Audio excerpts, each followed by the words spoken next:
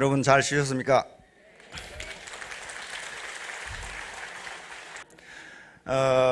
오늘 제가 여러분들에게 제목으로 잡은 것은 왕이 되기 위한 여정입니다. You can be a king 또는 queen 이렇게 했어요. 자, 톨스토이라는 사람을 모르는 사람은 없습니다. 톨스토이가 살아갈 날들을 위한 현명한 지혜. 거기에서 이런 질문을 하고 있습니다. 당신에게 가장 중요한 때는 언제인가?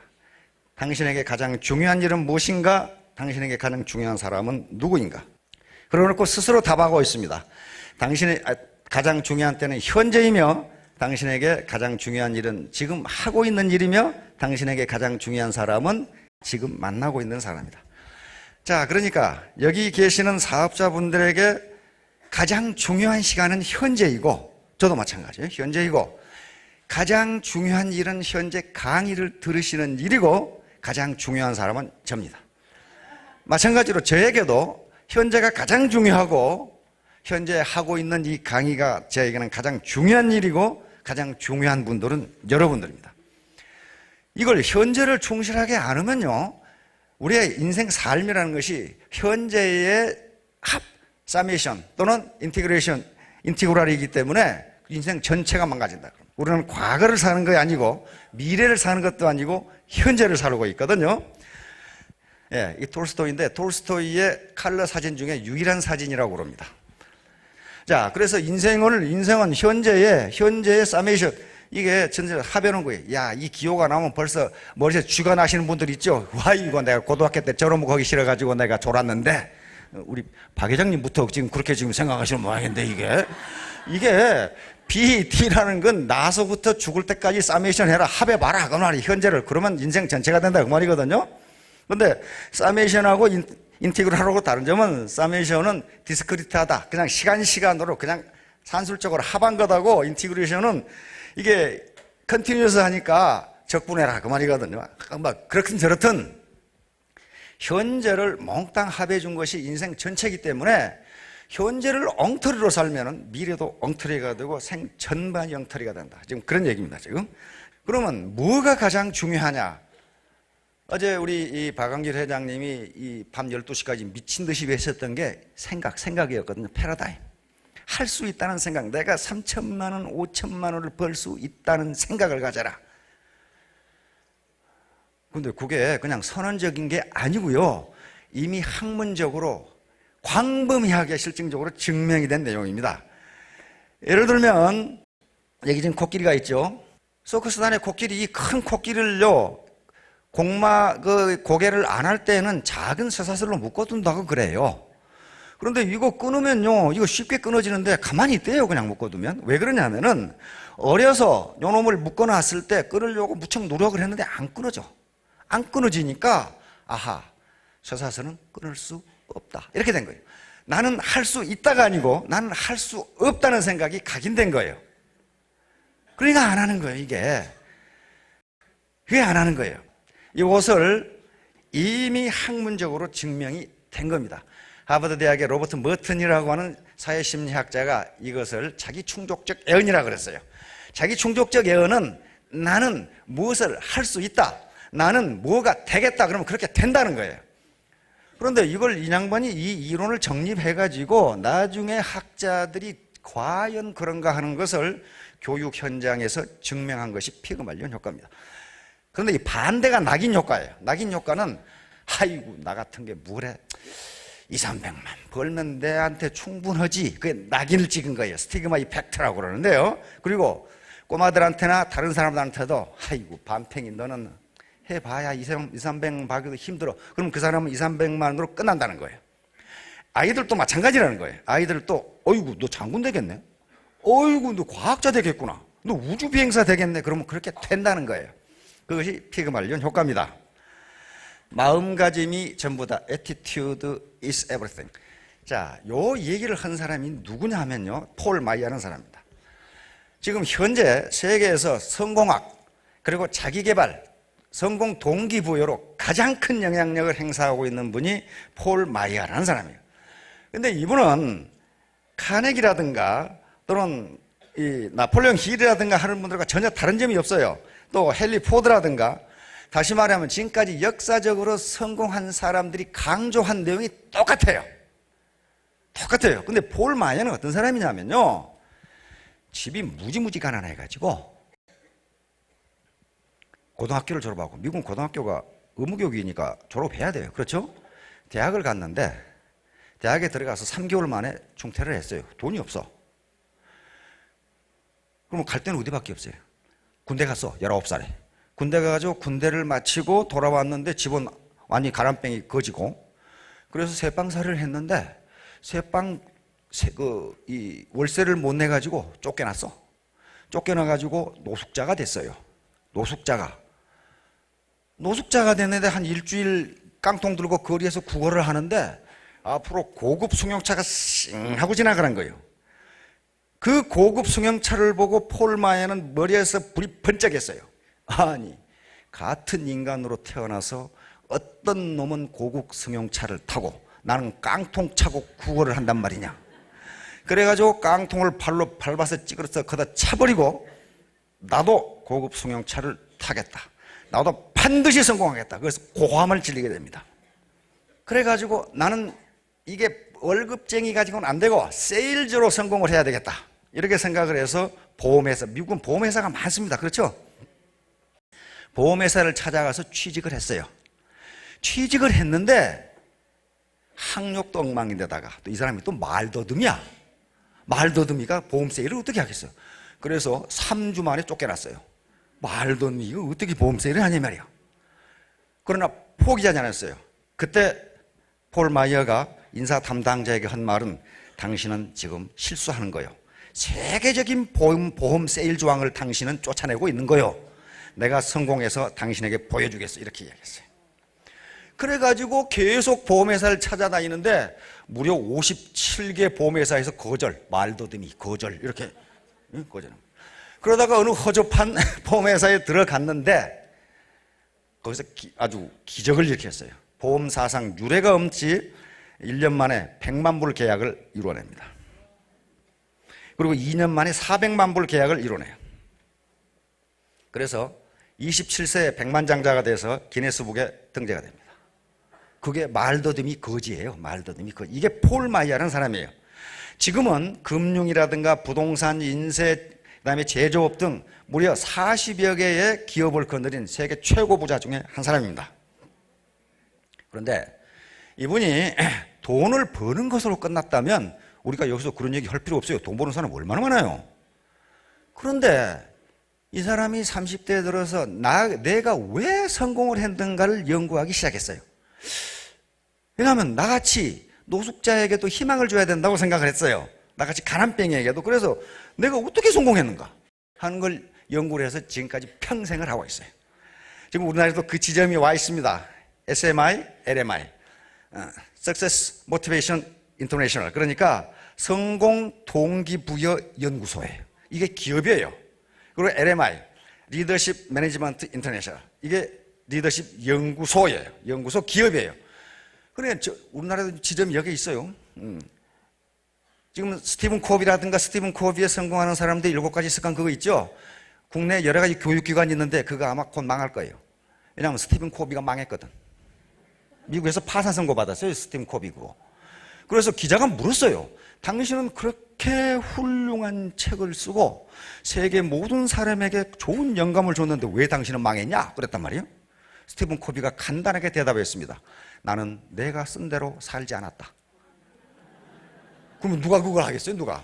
그러니까 스티븐 코비와 폴 마이어가 다른 점은 스티븐 코비는 이렇게 하면 성공한다고 썼고 폴 마이어는 내가 왜 성공했는가를 연구한 거예요. 성공한 다음에. 그러니까 이게 더 신빙성이 있잖아요. 무지무지 어려울 것 같죠. 근데 똑같아요. 카네기도 같고 폴 마이어도 같고 그 다음에 헨리 포드도 같고 그 다음에 나폴레옹 힐도 다 똑같아요. 왜 성공했는가 하는 게 요게 들고 있는 게 뭐냐면요, Attitude is everything이라는 거예요. Attitude is everything. 요거예요. 그래, 이게 무슨 말이에요? 태도가 모든 것이다. 다시 말하면 당신이 긍정적인 태도를 갖느냐 부정적인 태도를 갖느냐 내가 왜 성공했는가를 말아보니까 이게 전부더라. 그런 말이에요. 애티튜드는 태도 또는 마음가짐이에요. 당신이 긍정적인 마음가짐을 갖느냐, 생각을 갖느냐, 또는 부정적인 생각을 갖느냐가 성공의 전부더라. 그런 얘기예요. 지금 영광이 들고 있잖아요. 지금 산 정상에 올라가서 정상에 올라가 이것밖에 없더라고요. 애티튜드. 다시 말하면 내가 성공할 수 있다, 나는 성공하겠다, 그런 애티튜드를 가지면 성공하더라. 그러게. 아이고, 나 같은 게 뭐 그냥 서민으로 살지, 그러면 그렇게 살더라는 거예요. 그게 결론이에요. 이 양반 결론이에요. 5천만 원 버실 수 있죠? 예, 버시겠네. 예. 그래서 이 양반이 결론적으로 해놓은 게 이 말이에요. 이게 지금 애티튜드예요. 봅시다. Whatever you vividly imagine. 무엇이든지 생생하게 상상. 흐리멍텅하게, 그죠, 좋은 집이면 좋지, 그게 아니고 vividly, 생생하게, 아주 영화를 보듯이 그래라. 그런 말이에요. 지금 어제 우리 박영길 회장님 한 말하고 똑같지요? 누가 베꼈는지를 지금 모르겠어요. 지금 이게 왜냐하면 이거 베끼고 아니고가 아니고요, 성공한 사람은 똑같아. 포드도 똑같고 카네기도 똑같은 얘기를 해요. 그 다음에 ardently desire, 이게 뭐예요? desire, 그냥 희망이 아니고 desire예요. desire. 그것도 ardently, 열렬하게 원하고, 내가 꼭 돼야지, 꼭 나는 부자가 돼야지, 이렇게 열렬하게 ardently desire. 호흡이 아니고요, 호흡. 그냥 막연한 희망이 아니고 desire인데 ardently desire. 그 다음에 sincerely believe, 믿는데 그냥 믿는 게 아니고 아주 진지하게, 나는 매월 5천만 원을 벌 수 있다, 나는 그런 사람이다, 이렇게 믿으라 그 말이. sincerely believe and enthusiastically act. 이건 열정적으로, 그 말이에요. 열정적으로 act of, 행동으로 옮기면, 엉덩이 붙이고 앉아있으면 안 된다, 그런 얘기예요. 지금 열정적으로 옮기면 open must inevitably come to pass, 이루어진다, 그 말이에요. come to pass, 이루어진다. 근데 그냥 이루어질 수도 있고 안 이루어질 수도 있고, 그렇게 한 게 inevitably, 반드시, 그 말이에요. 거기다 must를 또 붙였어요. 반드시 꼭 이루어진다. 이게 뭐예요? 이게 애티튜드. 내가 어떤 태도를 갖느냐, 이게 전부더라는 거야. 내가 왜 성공했는가를 연구해 보니까. 자, 이제 왕이 되기 위해서 떠나야 되는데, 현대의 왕은 일반적으로 돈으로부터 자유, 시간으로부터 자유, 그리고 봉사와 기여로부터 자유를 가지고 있어요. 자기 거 다 자기 건데 자기가 쓰고 싶은 대로 쓰고 베풀고 싶은 대로 베풀고 그러죠. 그러나 가난뱅이 보통 사람들은 안 돼요. 돈으로부터 구속, 시간 구속, 기여로부터 구속, 다 구속받는 게 이게 보통 사람이란 말이에요. 왕이 된다는 것은 그러니까 돈과 시간으로부터 자유, 그리고 봉사와 공헌으로부터의 자유야. 내 마음대로 봉사할 수 있고 공헌할 수 있다, 그런 사람이란 말이에요.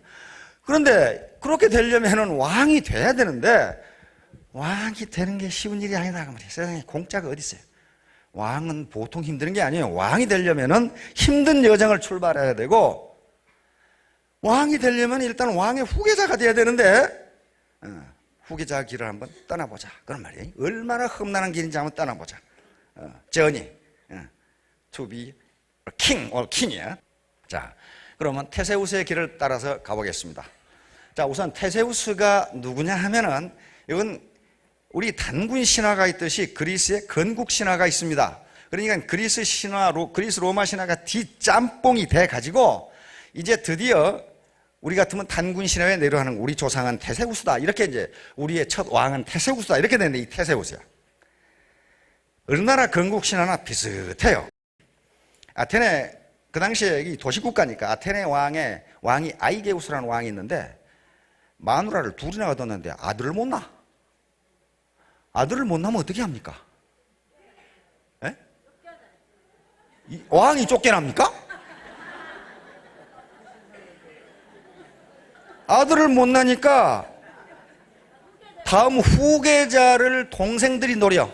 우리 형만 죽으면 자리는 내 거다.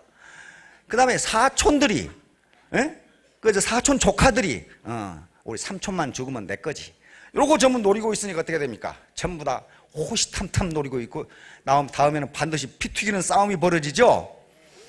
그래서 아이게우스 왕이 그 당시 그리스에서 신탁으로 유명한 델파이의 아폴론 신전으로 가게 됩니다. 델파이 신전에 가서 어떻게 하면 아들을 낳는지 신탁을 받으러 갔어요. 그랬더니 아주 괴상망측한 신탁이 주어졌어. 뭐라고 주어졌냐면은 술통의 뚜껑을 열지 말라.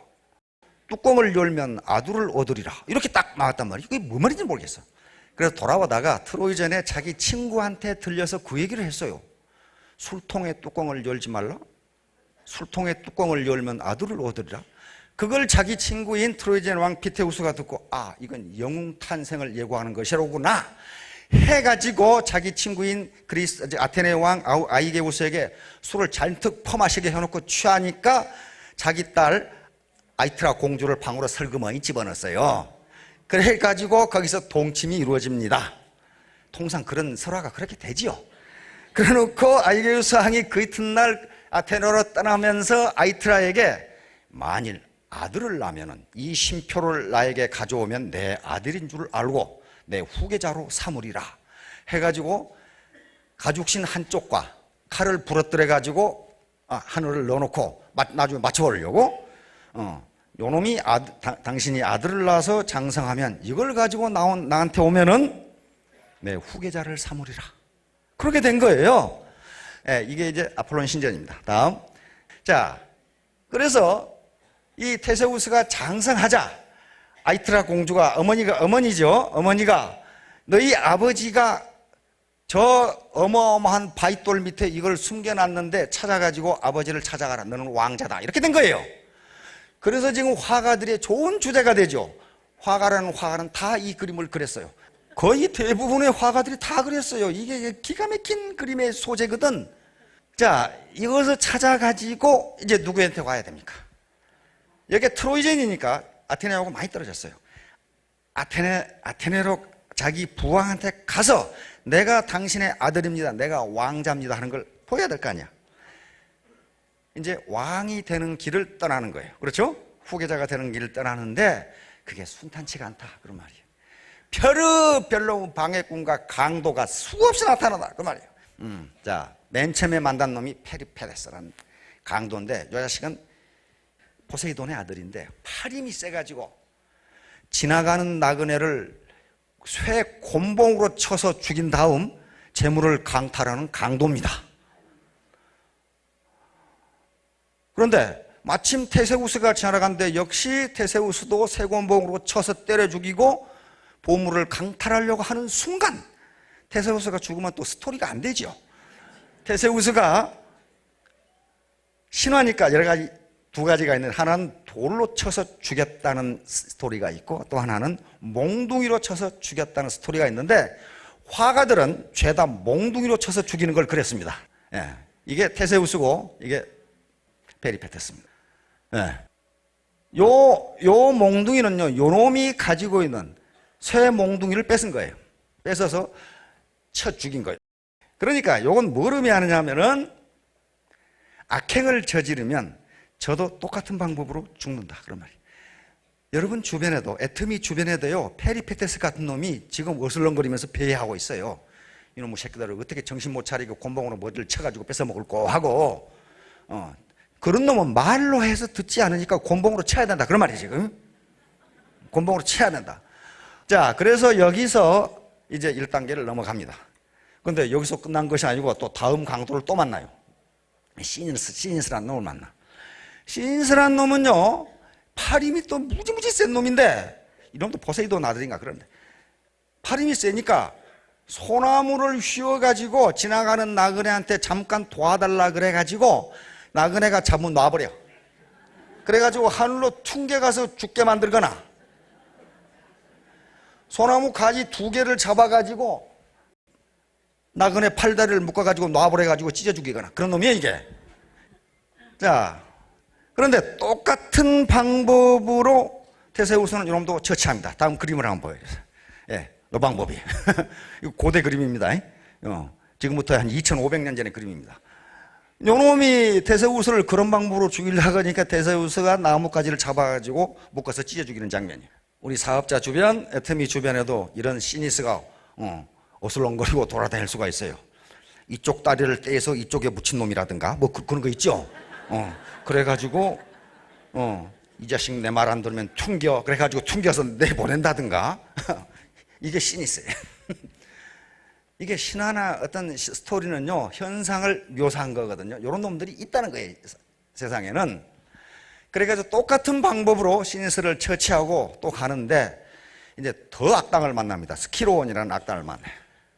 이놈은요, 바닷가에, 메가라라고 하는 바닷가에 바위에 살면서 나그네가 지나가면 강제로 자기 발을 씻게 하고, 다 씻고 수건으로 닦으려고 하면 그 자식을 발로 차가지고 바다로 떨어뜨려 가지고 거북의 밥이 되게 하는 그런 놈이에요. 이게 요놈이에요.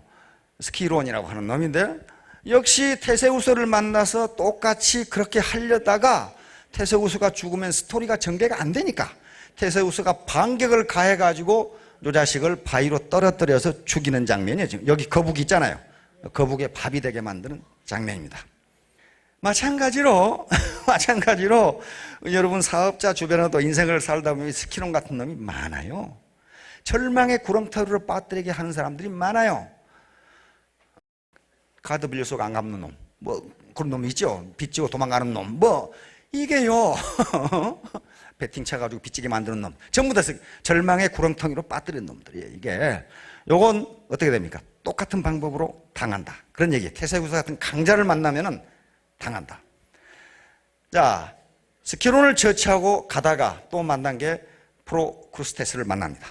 이 놈은 어떤 놈이냐면, 이 놈도 포세이돈 아들네. 포세이돈이 그러니까 나쁜 짓만 다 해놨어요. 온갖 데 돌아다니면서 아들을 낳았는데 전부 다 강도들이에요. 이게 이 놈은 긴 철침대와 작은 철침대 두 개를 만들어 놓고 여관을 하면서 지나가는 나그네를 자기 여관에 묵어가도록 해서, 키가 큰 놈은 작은 철침대에 눕혀서 삐져나온 데를 도끼로 잘라버리고, 키가 작은 놈은 긴 철침대에 늘여서 침대에 맞춘다고 잡아늘여서 죽이는 이런 놈이 이게 프로크루스테스예요. 이게 요 삐져나온 놈을 여기 자른다 그 말이에요. 침대에 맞춰야 되니까, 자기 침대의 길이를 맞춰야 되니까 이렇게 한다 이 말이에요. 그런데 이놈이 또 테세우스에게 또 걸렸어요. 예. 테세우스에게 걸려서 테세우스도 잘려 죽이려고 했는데 테세우스가 발로 도끼를 걷어차고 그 도끼를 뺏어가지고 이놈이 키가 크니까 짧은 침대에 눕혀서 머리를 잘라 죽였다, 이렇게 나와 있어요. 이게 고대 그림입니다. 2500년 전의 그림이에요. 그러니까 누구에겐가 어떤 방법으로 해악을 가하면 저도 똑같이 당한다, 그런 얘기죠. 이 프로크루스테스의 침대는 그래서 학술 용어가 되어 있습니다. 심리학이나 학술 용어가 되어 있는데, 그것은 지 멋대로 기준을 정해놓고 모든 사람의 의견을 거기에 맞추는 것, 모든 사람을 거기에 갖다 맞추는 것, 이걸 또는 프로크루스테스 방법이라고 합니다. 남의 말을 듣지를 않아. 나는 두 가지 원칙이 있어. 내 원칙이 안 맞으면 틀린 거야. 이런 놈이야. 원칙에서 벗어난 놈은 잘라버리고, 원칙에 부족한 놈은 잡아늘이고, 그러니까 일종의 고무줄 잣대를 프로크루스테스의 침대라고 합니다. 역시 그런 짓 하다가 약자들은 당하는데 테세우스 같은 강자를 만나면은 저도 똑같이 당한다, 그러면 저도 똑같이 당한다. 이게 우리 애터미 주변에도 또 요 가운데도요, 스폰서 파트너 관계수도 수두룩해요. 내가 보면 그건 틀렸고 내 말이 맞아. 아까도 어떤 분 그러던데. 그건 지 방법이란 말이에요. 지 방법. 그걸 원칙이라고 할 수 없어요.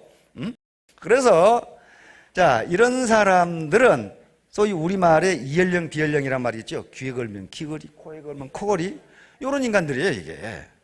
이게 원칙, 우리 원칙 중심으로 써놨는데 원칙이 없는 게, 프린시플이 없으니까 지 멋대로 하는 게 지 멋대로. 이렇게 해가지고는 테세우스에게 죽는다, 지금 그런 얘기예요. 지금 자, 이게 바로 뿌린 대로 거둔다, 인과응보입니다. 다시 말하면요, 자기가 베풀면은 또 그 되로 주고 뭘로 받는다? 말로 받는다. 예. 이게 뉴턴이 얘기한 작용 반작용의 법칙이에요. 반드시 이건 자연법칙이기 때문에요. 인과응보, 뿌린 대로 거둔다는 건 자연법칙이니까 바꿀 수가 없어요. 바꿀 수가 없어요. 내가 이분에게 친절하게 하면 이분이 나에게 친절하게 하는 게 작용, 반작용이에요. 내가 불친절하게 하면 불친절하게 해요. 이게 작용, 반작용. 이게 뿌린 대로 거둔다? 인과응보의 법칙입니다. 이건 자연법칙이니까 그대로 이루어져요. 그래서 선입관을 갖지 말라는 게, 내가 요 A라는 분에 대해서는 야, 저분 인상 좋은데, 이게 굉장히 유능하게 생겼어. 성실해 보여. 근데 첫인상, 저 속은 전혀 모르면서, 저 인상이 좀 그렇지? 그러면 어떻게 되냐면 이분한테는 친절하게 해요. 그러면 이분은 굉장히 나한테 친절하게 하고 일도 굉장히 열심히 해요. 이분은 어떻게 합니까? 내가 잘 대답도 안 해주고 잘 안 대해주면 저분도 나한테 여기 리스판스가 별로 좋지 않아요. 그럼 어떻게 합니까? 과연 내가 사람 보는 눈이 있어. 내 말이 맞다니까. 근데 그 말이 맞는 게 아니고, 아까 자기 충족적 예언처럼 그렇게 생각하면 그렇게 되는 거예요. 그거예요, 바로. attitude. 태도가, attitude is everything. 태도가. 어떤 태도를 갖느냐에 따라 그게 전부다. 지금 그런 얘기예요. 지금 폴 마이야가 얘기하는 것처럼. 자, 그래서 요 패러다임에 저는 이 사고의 틀을 바꿔야 돼요. 사고의 틀을 바꾸지 않으면요, 결코 애티튜드가 바뀌지 않는다는 거예요. 자, 스폰서십, 돈을 찢지 말라. 이제 리더가 되실 분들이고, 아이고 나는 쫄병인데, 그렇지가 않아요. 붙어 있으면 리더가 되고, 또 적어도 셀프 리더입니다. 자기 자신은 자기가 리드해야 돼요. 자기 자신은 리더가 돼야 됩니다. 자, 어떤 꼬맹이가 돈만 주면 찢어. 그러니까 심부름도 시킬 수 없고, 그 다음에 세뱃돈도 줄 수 없고, 돈만 받으면 찢어. 젊은 엄마가 무지무지 고민이야. 그래서 동네 병원에 데려갔어. 동네 병원에서 의사가 주니까, 돈을 주니까 아니나 다를까 팍팍 찢어버려. 그러니까 의사가, 이런 병원 처음인데요, 큰 병원으로 가보시죠. 뭔가 심각한 문제가 있습니다. 큰 병원으로 가서 의사가 돈을 주니까 아니나 다를까 팍팍 찢어버려. 그러면서 큰 병원에서 의사가, 이런 병은 아직 연구된 바가 없습니다. 매우 심각한 문제가 있는 것 같은데 연구를 해보겠습니다. 더욱 고민이죠. 그래서 기댈 데가 없으니까 목사님한테 가서, 우리 아이가 이렇게 돈을 찢는데 목사님 어떻게 하면 좋겠으면 기도라도 해주시죠. 그러니까 목사님이 아무렇지도 않다는 듯, 데리고 오세요. 그랬단 말이에요. 목사님한테 데리고 가서 목사님이 돈을 주니까 역시 빡빡 찢으려고 하는 순간, 이놈 새끼 찢지 마! 하고 탁 뒤통수를 치니까 깜짝 놀래가지고, 찢기만 해봐 이놈 자식. 그 뒤로는 돈을 안 찢어. 그러니까 그 꼬맹이는 돈을 찢는다는 행위가 나쁜 건지 뭔지 지금 모르는 거예요. 그런데 그걸 찢지 말라고 가르쳐줘야 되는데 왜 그럴까 하고 연구하니까 이게 복잡해진 거란 말이에요. 여러분, 파트너 중에 그런 분들이 있으면은 스키론이라든가 페리페데스라든가 프로크루스텍에서 행동하는 사람이 있으면은 그러지 마 하고 얘기를 해야 된단 말이에요. 왜 저 사람이 저럴까? 성장 환경에 문제가 있나? 그렇게 행하면 안 된다는 거예요. 직접적으로 얘기해 주신 거예요. 또 우리가 늘 얘기하지만은 이 반팽이들은요, 간접적으로 얘기하면 잘 몰라요. 그게 무슨 말인지를 몰라. 그러니까 찢지 마 하고 탁 얘기를 해요. 뜯어먹으려면 뜯어먹지 마 이렇게 얘기를 해줘야 그 알아요. 다시 말하면 스폰서십은요, 반드시 스폰서십을 발휘해야 되는데, 저 말이 무슨 말인가 그렇게 발휘하면 안 된다 그러면 구체적으로 지적을 해야 돼. 당신은 이게 틀렸어. 사업 방법이 이게 틀렸어. 이렇게 해야 돼. 이게 원칙이야. 그래야만, 왜? 그분이 사람이 나빠서 그런 행동을 하는 게 아니라 몰라서 그런 경우가 많단 말이에요. 몰라서. 그렇게 하는 게 정통인 줄 알고 그러는 경우가 있으니 가르쳐주라. 가르쳐주라. 이게 스폰서십이에요. 그런데 우리 지금 탑 리더들은 정말, 또 밑에 이 사업자들은 발에 고무 타는 냄새가 나도록 뛰고 있는데, 일부 중간, 여기 계시는 분은 아니에요. 왜? 그분들은 지금 여기 오지를 않았어요, 지금. 일부 중간 리더들이 방콕하고 계셔가지고, 구렁이알 빼먹도 돈만 빼먹고 있는 사람, 수당만 받아먹고 있는 사람들인데 이건 리더가 아닙니다. 리더는요, 반드시 스폰서십을 발휘해야 돼요. 내 수당이 누구의 노력에 의해서 들어오는가를 감사하지 않으면요, 그건 리더가 아니에요. 노블리스 오브리지입니다. 이 말 들어보셨죠? 고귀한 자의 도덕적 의무예요. 그러니까 아니고 법률적 의무가 아니고 도덕적 의무예요. 고귀한 자는 지위가 사회적 지위가 높거나 조직에서 리더급에 해당하는 사람이 좀 고귀한 자예요. 이 사람들이 도덕적 의무를 다하지 않으면요, 조직의 역동성이 떨어지게 됩니다. 원래 노블리스 오브리지라는 말은 로마에서 나온 얘기예요. 로마가 그 조그마한 항구의 도시국가가 세계를 제패한 제국이 될 수 있었던 것은 로마 귀족들의 노블리스 오브리지 정신이었어요. 그 사람들은 전쟁이 일어나면 귀족이 먼저 나갔고, 세금을 전쟁세를 내야 되면 귀족이 먼저 내고, 그 다음에 전쟁세가 부족해서 전쟁 채권을 발행하니까 평민들은 못 사게 하고 귀족들이 샀어요. 우리가 하겠다. 우리가 하겠다. 그래서 로마가 그렇게 강대해진 겁니다. 카르타고를 점령하고 마케도니아 점령하고 그리스 점령하고 해서 다 점령했죠. 요거였어요. 그럼 로마는 왜 망했느냐? 나중에 술술 나라가 커지고 배가 불러지니까 귀족들이 군대를 안 가. 그리고 뭘 썼어요? 용병들을 정했었어요. 용병. 우리가 그거 할 수 있나 이 말이에요. 그래가지고 쫄딱망해버리. 다시 말하면 노블리스 오블리지 정신이 없어지면, 그게 약해지면 반드시 그 조직은 망한다.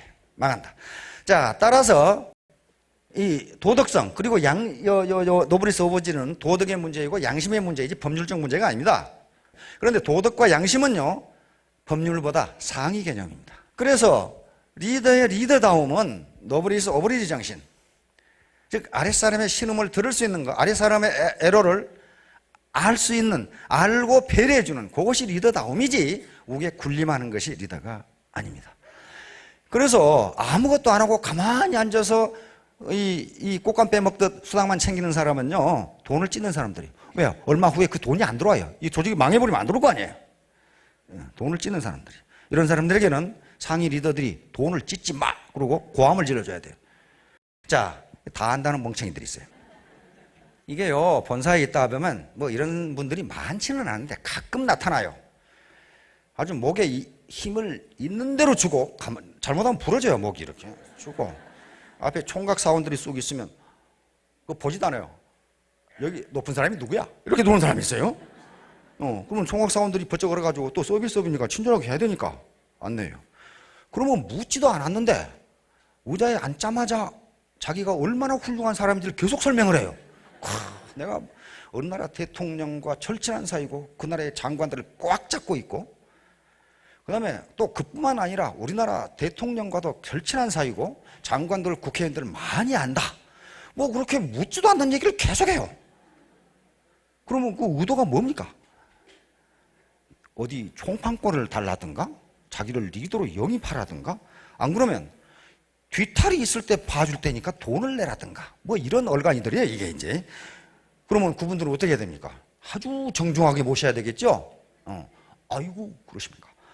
여기는 반팽이들이 먹고 사는 회사입니다. 선생님같이 훌륭하신 분은 국가와 이 인류를 위해서 더 훌륭한 일을 하셔야 안 되겠습니까? 이렇게 쑥 하면은 그때부터 뭐 꼭 그런 건 아니고 뭐 이제 이렇게 이제 그게 멍청이들이에요. 그러니까 시끄럽게 짖는 개는 물지 않는다고 그럽니다. 왜냐하면 지가 무서워서 짖는 거예요. 지가. 사람 개는 가만히 있어요. 이렇게 가만히 있으면 무서운 거예요 그거. 근데 막 찢어지는 게 있어요. 귀가 찢어지게. 그건 지가 도망가면서 그래. 그렇죠. 이렇게 폼 잡는 사람은 별거 아니에요. 자, 이거 보세요. 이 사진이 지금 오사마 빈 라덴 사살 작전인 이 사진이 세계로 전파를 타면서 전 세계 신문의 일면에 실렸다고 그럽니다. 일면에 실리면서 미국의 힘이 어디서 나오는가를 알았다. 여기서요. 자, 여기 지금 백악관인데요. 여기 앉아 있는 사람들은 미국 NCS입니다. 미국의 안보를 책임지고 있는 사람이고, 미국의 안보를 책임진다는 것은 세계를 쥐락펴락하는 사람들이에요. 그런데 여기에 상석에 앉아서 작전을 지휘한 사람은 원스타입니다. 웹준장이에요. 그런데 오바마 대통령 꼴을 보세요. 잠바 하나 걸치시고 구석에 가서 이렇게 앉아 있어요. 이렇게 눈만 동글동글 뜨고. 오바마 대통령이 여기 바이든 부통령이에요. 부통령도 긴 의자에 그냥 앉아서 이렇게 하고 있고, 요 게이츠 국방부 장관입니다. 이게 국방부 장관이에요. CIA 국장도 했고 국방부 장관이에요. 국방부 장관도 긴, 이게 힐러리 클린턴 국무장관이에요.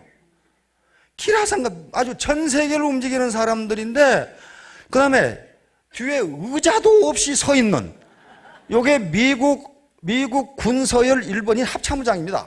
포스타예요. 원스타가 작전을 지휘하고 있는데 포스타가 의자도 없어가지고 이렇게 보고 앉아있어요. 여기 전부 다 미국의 백악관, 그 다음에 미국의 대테러, 그 다음에 안보 담당 보좌관들 아니면 세계를 쥐락펴락하는 사람들이에요. 의자도 없이 서 있어. 특수전사령관 웹 준장이 메인석에 앉아서 지휘를 하고 있는 거야.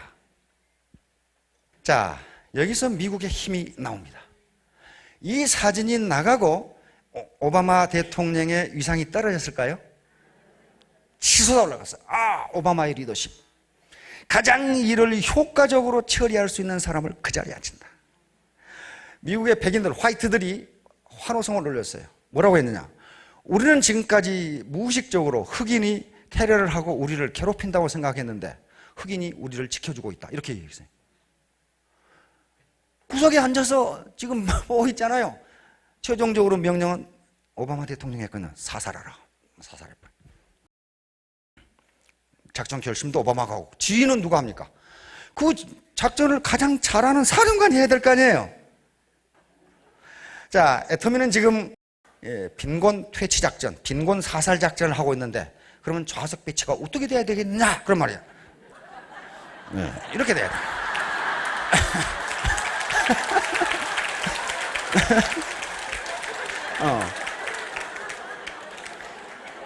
여기에 사령관이 앉아야 되겠죠. 빈곤 퇴치 작전의 1인자거든. 그리고 실직 사살 작전의 1인자니까 여기 앉아야 돼요. 여기서 이렇게 보고 있어야 된단 말이야. 여기서 이제 저 어떻게 되는 거야? 보고 있어야 된단 말이야. 이렇게 돼야지. 엉뚱한데 이렇게 앉아가지고는 이게 빈곤 사살 작전이 안 돼요. 그런다고 해서 옆에 앉는 분이 권위가 떨어지냐? 권위가 올라간다 그런 말이에요. 저분이야말로 탁월한 리더십을 가지고 있다. 그렇게 된 거란 말이에요. 근데 지금 뭐 사살 작전을 하는데 죄다 웃고 있어 지금. 이 아가씨로부터 지금 죄다 웃고 지금 아주 기분 좋게 사살 작전을 지금 하고 있는 거란 말이에요. 자, 모든 인간은 무식하다. 이거 어떤 철학자가 한 말인데요. 그 말은 무슨 말이냐면 모든 인간은 무식하다. 왜냐하면 지가 아는 것 외에는 모르니까. 그래서 일반적으로 공부를 한다는 것, 지식을 넓힌다는 것은요, 뭘 의미하냐면 내가 뭘 모르는가를 확인해가는 과정이에요. 저 같은 경우도 공부한답시고 한 40여 년 했는데 지금도 그래요. 아이고, 내가 이런 것도 몰랐나. 아이고, 나 같은 바보도 있나. 이렇게 된단 말이에요. 공자 제자 중에 번지라는 사람이 있습니다. 46살 차이니까 굉장히 어른하고 아이 차이죠. 어느 날 번지가 공자님께 물었어요. 공자님, 농사 짓는 법을 좀 가르쳐 주세요. 공자의 대답이 나는 농사 짓는 농부만 농사를 모른다. 이렇게. 그러면 채소 기르는 법이라도 좀 가르쳐 주세요. 공자가 모를 턱이 있어요. 그러나 더 몰라. 그렇죠? 농사 짓는 늙은이보다 내가 더 모른다. 그랬어요. 채소 가꾸는 법을 가르쳐 주세요. 그러니까 채소 가꾸는 법은 채소 농사 짓는 농부만 나는 못하다. 이렇게 대답을 했기 때문에 공자 밑에 제자가 3천이나 모여든 거예요. 누가 뭐 오라고 그랬습니까? 어떻습니까? 그래서 인류의 스승이 된 거란 말이에요. 야, 임마, 난 모르는 것이 없어. 그렇게 했으면 아무도 안 갔을 거예요. 불치하문이라는 얘기가 있는데요.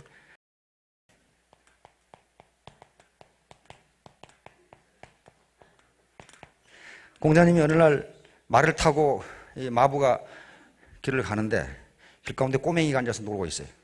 그래서 마부가 이놈아, 공자님 가신다. 길 비켜라. 그러니까 꼬마가 벌떡 일어나더니 그렇습니까? 안 그래도 공자님을 한번 만나보려고 그랬는데. 꼬마가 얼른 묻는 거예요. 공자님은 모르는 것이 없다면서요. 근데 공자님이 생각해 보니까 저 정도 꼬마가 묻는 것은 알 수 있을 것 같거든. 그렇다마는 뭘 알고 싶으냐? 그러니까 바다에 물이 몇 단에 됩니까? 이렇게 물어본 거란 말이야. 아유, 모르겠거든. 그러니까 그 공자 체면에 꼬맹이가 묻는 것을 모른다고 할 수는 없고 너무 멀어서 그랬단 말이에요. 너무 멀다고 말이에요. 그렇습니까? 그러면 눈썹은 몇 개나 됩니까? 공자님 눈썹은 몇 개나 되냐 이게? 이게 엄청 가까운데 이게 모르겠거든 이게. 그래서 말에서 내려서 불치하문. 다시 말하면 아랫사람에게 묻기를 부끄러워 말라 그 말이에요. 논어에 있는 말입니다. 근데 그것은 누가 꾸며낸 얘기고 논어에 있는 말입니다. 불치하문. 아랫사람에게 묻기를 부끄러워 말라. 왜냐하면 공자도 계속 물었어요. 계속 물었어. 누구한테? 하인들한테 물었어요. 이거 어떻게 해야지? 이거 어떻게 해야지? 그렇게 물었어요. 왜? 그건 공자도 공자가 아는 거 외에는 모르거든. 그렇잖아요. 그래서 인류의 스승이 되고 귀감이 된 거예요. 그렇듯이 우리 속담에도 나라님도 임금님도 농사 짓는 법은 농부에게 묻는다고 그랬어요. 그렇죠? 농부보다 대학의 교수가 농사 짓는 법을 알 턱이 없어요. 그래서 물어야 되는 거예요. 물어야. 여기에 내가 그래도 사회에서 고관대작이었고 무슨 대학을 나왔고 그래도 기업의 CEO였고 이사였고 그건 거기서 그러는 거예요. 애터미에 오면은요. 애터미에 오면은 왜 스폰서보다 더 몰라요. 그래서 낮아지라고 하는 겁니다. 그래서 애터미는 지금 네트워크 마케팅의 역사를 새로 쓴다고 하기 때문에 아무도 가지 않는 길을 가기 때문에 다른 네트워크 회사에서 선수라고 하는 사람들도 모른다 그런 말이에요. 몰라. 왜? 그 길이 가보는 길이 아니니까 모르는 거예요. 그래서 앞에 리더들이 그다음에 우리 박한일 회장님 앞에 끌고 지금 죽을 둥 살 둥 가요. 왜? 안 가봤어 이런 길을. 누가 지금 선도자가 있었다면 그 길을 따라가면 되는데 간 길이 아니기 때문에 몰라요. 다 안다고 하는 놈들은 그래서 뭔가 착각하고 있는 거예요. 자, 다음. 바로 삼인행 필요하사. 이것도 논에 있는 말입니다. 공자님이 하신 말씀입니다. 세 사람이 가면 그 중에 반드시 내 스승이 있다 그랬어요.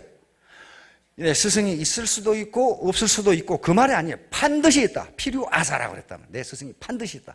그 말은 무슨 말이에요? 모든 사람이 내 스승이다. 모든 사람에게 배워라. 이건 무식쟁이가 한 얘기 아니고 공자님이 하신 말씀이에요. 자, 그 다음에 볼테르. 프랑스의 계몽사상가죠. 볼테르가 하는 말. 자기가 똑똑하다고 하는 인간은 더할 수 없는 바보이다. 그랬단 말이에요. 근데 이게 미국의 최근의 경영학자가 임상실험을 해보니까 그게 맞더래요. 일반적으로 참 사회적으로 훌륭하고 똑똑하고 유식한 사람들은 항상 자기가 뭔가 부족하다고 생각해서 다른 사람 말을 듣고 공부하고 강의도 듣고 그러는데 자기가 알 만큼 알고 똑똑하다고 생각한 놈은 아무 말을 듣질 않는다는 거예요. 그래가지고 나중에 쑥 두고 봤더니 똑똑하다고 생각한 놈은 점점 바보가 되고 자기가 뭔가 부족하다고 생각한 사람은 점점 똑똑해지더라는 거예요. 이게 볼테르가 하는 말입니다. 자, 그래서 바보와 현자의 판별은요, 지식의 양을 가지고 판별하지 않습니다. 이건 동서고금의 학자들이 전부 하는 얘기예요. 왜냐하면 이 세상에 지식은 너무 많기 때문에 얼마 많은 지식을 가지고 있느냐가 현자와 바보를 판단하지 않는다. 그러면 딱 한 가지 차이가 있다. 현자가 아는 것과 그 다음에 이 바보가 모르는 것이 있다. 바보는 자기가 무지하다는 것을 모르고 현자는 자기가 무지하다는 것을 안다. 이렇게 돼 있어요. 그러니까 한 가지 가지고 판별이 되는 거예요. 현자는 자기가 무지하다는 것을 알고 있는 거예요. 근데 바보는 자기가 무지하다는 걸 모르고 있어요. 이게 바보라 그 말이에요. 지금. 그러니까 모든 인간은 바보니까 다 배워라. 그럼 이제 소통입니다. 커뮤니케이션인데 소통은 말 들어주기입니다. 커뮤니케이션 말 들어주기가 소통의 핵심이다. 자, 다음. 혀는 가장 중요하면서 나쁜 거예요. 말 들어주기. 이건 이솝 우화에 있는 건데요. 이솝이 산토라는 철학자의 집에 하인으로 있을 때 산토가 자기 친구 철학자들을 초빙해가지고 파티를 열었는데 이솝에게 지시하기를 시중에 가서 이 세상에서 가장 귀하고 좋은 걸 사와서 요리를 해라. 그랬더니 이솝이라는 놈이 돼지 혀만 잔뜩 사다가 요리를 해줬어요. 계속 돼지 혀가 나오니까 이놈아 가장 귀한 걸 사오라고 그러는데 왜 혓바닥만 다 사왔냐 그랬더니 이솝이 하는 대답이 이 세상에 혀만큼 귀한 것이 있습니까? 혀를 통해서 대화를 하고 정치를 하고 서로 사랑을 나누고 지식이 전파되고 그런 혀만큼 중요한 것이 없습니다. 그러나 그것을 퍼먹는 놈들은 하루 종일 그것만 퍼먹었으니까 어떡하겠어요? 그래서 이 친구 철학자들이 불평을 하니까 내일 다시 오라. 내일 아주 맛있는 걸 해줄 테니. 그래서 산토가 다시 이솝에게 이 세상에서 가장 썩어 빠진 걸 사오라. 그래도 또 혀를 잔뜩 사왔어요. 야 이놈아, 어제 가장 귀한 거라더니 왜 썩어 빠진 걸 사러 왔는데 혀를 사왔느냐.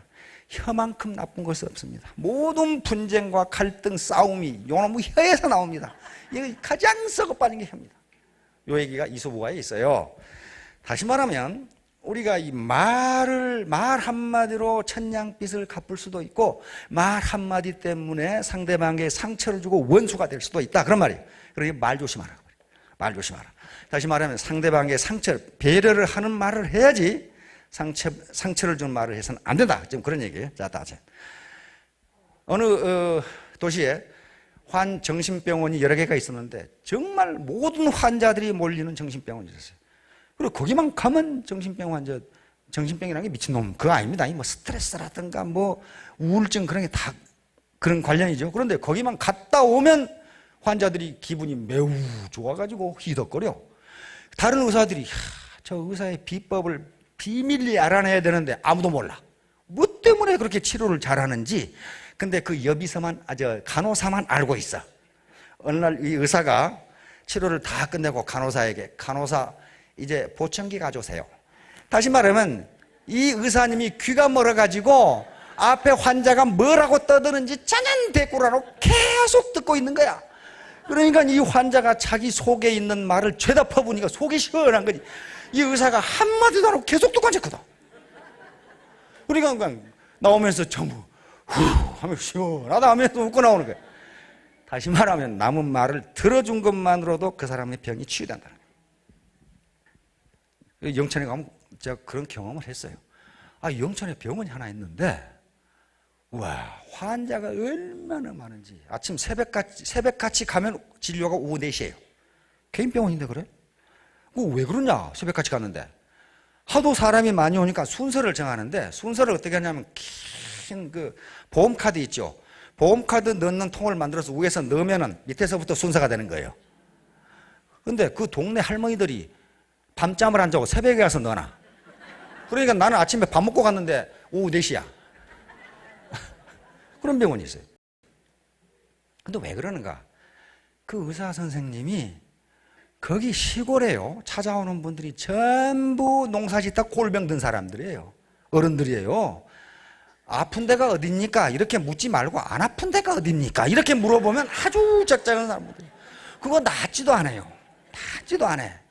소화가 안 된다, 어디가 쑤시고 아프다, 무슨 다리가 저리다, 머리가 터질 거, 전부 그런 양반들인데 저도 여러 번 갔거든요. 왜냐하면 속이 쓰려가지고. 근데 그 시골 노인들의 말을 다 들어줘요. 아이고, 그러세요? 그럼 그때부터 며느리 욕을 하기 시작해. 우리 며느리가요. 그러니까 그 노인이 어디다가 하소연할 데가 없어. 그 며느리, 여우 같은 며느리를 욕을 해야 되겠는데, 그래, 며느리가 어째서요? 우리 며느리가요, 어쩌고. 아이고, 속상하시겠네요. 글쎄 말입니다. 이렇게 되는 거예요, 이제. 그리고 요 혈압 재는 거 있잖아요. 기계 쭉 넣으면 혈압 나오는 거. 간호사 아가씨 다 적어주거든. 적어주는데, 좀 누워보세요. 혈압 재를 테니까. 그 손도 이렇게 하는 거 있잖아요. 그 재도 아무 소용없어요. 노인이 그 혈압 높지 뭐. 그리고 괜히 다리 이렇게 올리라고 해서 망치로 탁 때리면 탁 올라가고 뭐 그런 거 있잖아요. 그 아무것도 아니에요. 그걸 해줘요, 그걸. 저도 그러더라고. 누라고 해서 그때 탁 때리면 팍 올라가는 게 괜찮네요. 뭐, 에? 그래가지고 약을 석 달분 한 보따리를 지어줘. 그게 뭐겠어요? 소화제하고 소염 진통제야. 왜냐하면 그 영감님 낫지를 않아. 지금 평생 농사짓다 못 먹고 농사지어도 골병이 든 양반인데 온갖 데가 아픈 양반이야. 그러면 기분 좋아가지고 다 자시고, 아이고, 전번에 약 먹으니까 덜 아픈데 약이 떨어지니까 또 아프네요. 당연히 그렇지. 당연히 그렇지. 하도 손님이 많으니까 공동 원장을 하나 채용을 했어요. 사람들이 그냥 맡으면 가지를 않아. 그 할아버지 저쪽으로 가서요. 아니 난 이분한테 할 거예요. 저도 가서 하도 사람이 없으니까 저보고 가라 그러더라고요. 그리고 갔어요. 갔더니 그 전형적인 의사의 그 고압적인 자세에 있어요. 어떻게 그랬어요? 그래요? 그냥 고압적으로 아주 사무적인 얘기. 그 인상 푹 앉아가지고. 그러니까 거기 그 의사한테 가면요, 없는 병도 생기게 생겼어요. 기분이 나빠가지고. 그러니까 시골 할머니, 할아버지 안 가는 거지. 아니, 나 조성석님한테 가려고 그러는데요? 그거예요. 그냥 뭐 특별히 명의가 아니에요. 단지 하소연할 데 없는 분들의 이야기를 들어준 것에 불과한데 그게 병이 낫는 거예요. 그게 속이 시원한 거예요. 그냥. 응? 또 며느리들은 또 시어머니 흉을 얼마나 보는지, 어휴, 그러세요? 아이고, 힘드시겠네요. 그래, 자, 말을 들어주십시오. 스폰서의 말, 파트너의 말, 밑에 사업자의 말을 들어줘야 됩니다. 자기 말을 속사포식으로 하면 그거 안 돼. 자, 다음. 생명의 전화도 마찬가지입니다. 생명의 전화를 하는 분 얘기 들어보니까 특별한 기술이 있는 게 아니고 계속 맞장구 치면서 들어준대요. 그냥 들어주면, 그 전화를 지금 자살하기 일보 직전인 사람이 자기 부모나 친구한테 얘기해도 그 말을 들어주질 않는데, 미친놈. 그러고 안 들어준대요. 자, 다음. 자, 겸손. 더 말할 여지가 없지요. 자, 다음. 자, 현재가 중요하다. 세상에 공짜는 없다. 자, 토끼와 거북의 경기. 토끼와 거북의 이소월 다 아시죠? 누가 이겼어요? 거북이 이겼습니다. 그건 굉장한 우리에게 교훈을 주는 겁니다. 이게 지가 무슨 잘났다고 잠퍼자다가 거북은 여기 올라갔잖아요. 1등. 이게 5천만 원 고지 올라간 거예요. 여기서 작전하다가 전부 다 이제 쪼그라져가지고 요마냥 요꼴이고 지금. 자, 다음. 바로 slow but steady입니다. 느리지만은 꾸준하게. 사람의 건강 상태라든가 여러 가지 경험에 따라서 어떤 분은 한 달 만에 판매사가, 어떤 분은 6개월 만에, 어떤 1년간. 그러나 결국 저 고지에 올라가는 거북이에요. slow but steady. 자, 그 다음에 stay hungry, stay foolish. 배고픔. 다시 말하면 배고픈 것처럼 뭔가 이루려고 갈망하고. 이게 애티튜드예요. 갈망하고. stay foolish. 바보처럼 행동하라. 그런 말이에요. 우직하게 행동하라. 왜 스티브 잡스가 stay clever 그런 말을 안 했단 말이에요. 그렇죠? 네가 영악하게 영리한 것처럼 행동하라. 그래가지고는 실패한다. stay hungry, stay foolish. 바보처럼. 내가 바보처럼, 그 말은 무슨 말이에요? 다른 사람 말을 듣고 계속 새로운 지식을 습득하고 패러다임을 바꾸고, 이게 stay foolish란 말이에요. 한금알을 낳는 골든. 이게 애터미는 한금알을 낳는 거입니다. 한금알을 낳는 거인데 적당하게 하루에 한 개씩 얻으면 되지. 딱 생각해보면, 하하, 저놈의 패를 가르면 알이 몽땅 있을 것이다. 한꺼번에 갖자. 요거죠. 옳지, 요거 봐라. 여기서 계속 나오겠다. 요 자식 배를 갈라서 한꺼번에 했자. 아무것도 못 얻습니다. 생존. 이 애텀이라는 기업이 생존하지 못하면 하루에 하나를 얻는 황금알도 얻지 못합니다. 자, 결론을 얘기하겠습니다. 아까 제 말은 폴 마이어가 한 소리입니다. 폴 마이어가 기자가 어떻게 하면 성공할 수 있습니까? 어떻게 한마디 해주시오. 그러니까 한 말이에요. 이게 뭐라고 그랬습니까? 인생에서 실패한 사람의 90%는 진짜로 실패한 것이 아니다. 그들은 다만 그만두었을 뿐이다. 이건 이 양반이 책상에 앉아서 한 얘기가 아니고 지가 해보니까 그렇더라. 그 말이에요. 지가 해보니까. 또 이 양반 못지않은 성공자가 있습니다. 토마스 에디슨. 우리들의 가장 큰 약점은 포기하는 것이다. 성공하는 가장 확실한 방법은 항상 한 번 더 시도해 보는 것이다. 그 밑에 또 있어요. 많은 사람들이 인생에 실패하는 것은 그들이 포기했을 때 그들이 얼마나 성공에 가까이 가 있는지를 알지 못하기 때문이다. 에디슨이 직접 한 얘기가 뭐냐면, 이게 에디슨은 1093가지인가 하는 발명과 특허를 냈죠. 근데 자기가 자기 머리로 생각해서 특허를 낸 것이 몇 개가 없어요. 뭐 가지고 했느냐? 남들이 하다가 안 된다고 내버린 걸 가지고 했어요. 그러니까 어때요? 그만큼 다 해놨죠. 근데 조금만 더 하면 성공하는데 그 사람들은 이거 안 되네 하고 그만둬버렸어요. 그럼 자기가 갔다 했다. 그 말을 자기 자서전에 써놨어요. 자기는 그렇게 했다 이거야. 그러니까 남이 하다가 내버린 걸 우습게 보지 말라고 돼 있어요. 그게 조금만 더 하면 성공한다. 예. 자, 여러분, slow but steady. 끝까지 포기하지 마시고 거북이처럼 앞으로 전진하시면 반드시 성공 고지에 오르실 수 있을 겁니다. 모두 성공하시기 바랍니다. 감사합니다.